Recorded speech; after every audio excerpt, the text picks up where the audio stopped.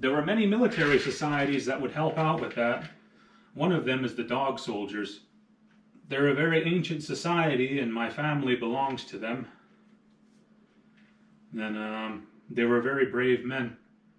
This is the rattle of a dog soldier. It is a donut-shaped rattle made out of rawhide, but used in their societies.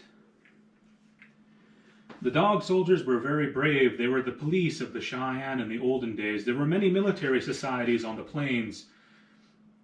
You had the Elkhorn Scrapers, the Bowstring Society, the Kit Fox, the White Horse Society, the Bravehearts. You had many societies all across the plains of men that were warriors. And the Dog Soldiers were renowned because we were crazy. We would use really short weapons. This one is just a piece of rawhide with a stone attached to a stick. It has a floppy head because it's made as simplistically as possible. It's only meant to knock an enemy down. They were a very formidable opponent to face because the Dog Soldiers used to have a rope, a sash that would go across the chest. And the reason why they called them Dog Soldiers is because they used to have that rope, and when they were overrun in the camp, they would take that rope and they would attach it to a pin and they would push it into the ground. Once that pin was in the ground, that man was not allowed to leave the area that that pin was tied to, that rope.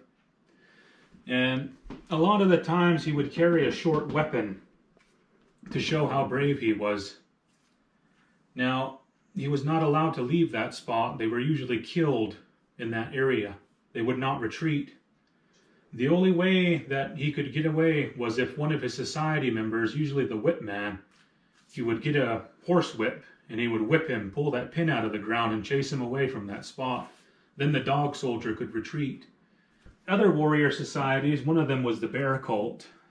There were many tribes around the plains that really liked the bear.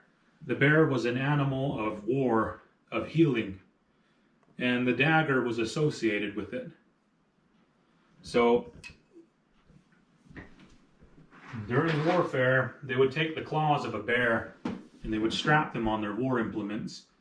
So like a bear, when you are shot, it will only make you more angrier. He will not flee in battle. He will be as ferocious as the grizzly that he wears on his neck.